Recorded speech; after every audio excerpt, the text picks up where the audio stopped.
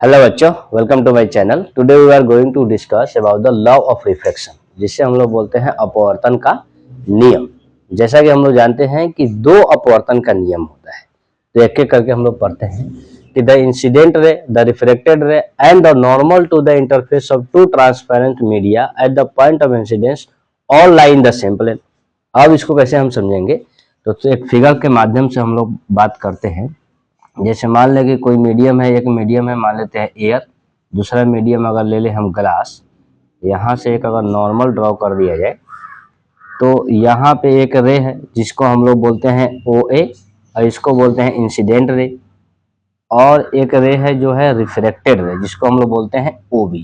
इसको हम एग्जाम्पल से समझ सकते हैं कि जैसे मान लें कोई अगर एग्जाम्पल, जैसे यहाँ पे मान लीजिए एक एग्जाम्पल हम समझें, तो ये है अपना प्लेन, इसको क्या बोलेंगे, प्लेन। तो ये लॉ क्या बोलता है कि कोई भी जो है इंसिडेंट रे, जैसे मान लीजिए यहाँ से कोई इंसिडेंट रे है, एक है नॉर्मल और नीचे जो जा रहा है एक है रिफ्लेक्टेड रे, ये तीनों एक ही प्लेन में लाई करता है। तो पहला लॉ तो क्लियर हो गया कि इंसिडेंट रे, रिफ्लेक्टेड रे और नॉर्मल तीनों एक ही प्लेन में लाई करता है।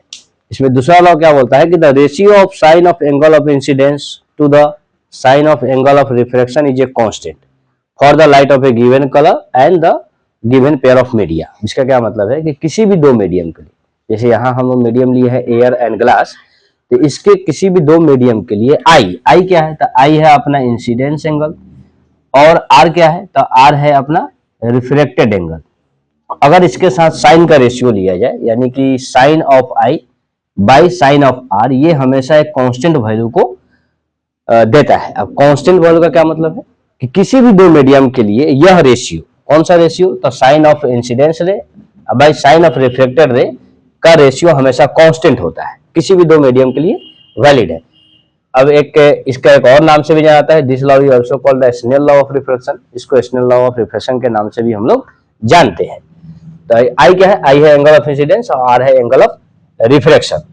अब थोड़ा सा बात करते हैं कांस्टेंट का मतलब क्या है। तो constant, this constant value is called the refractive index of the second media with to the first media. इसमें किसको सेकंड मानेंगे, किसको फर्स्ट, तो ये ऊपर वाला को फर्स्ट मानेंगे और नीचे वाले को हम लोग सेकंड मानेंगे। तो कहने का मतलब है कि कांस्टेंट वैल्यू क्या रिप्रेजेंट करता है, तो कांस्टेंट वैल्यू रिप्रेजेंट करता है कि ये रिफ्लेक्टिव इंडेक्स है of the media to the first medium.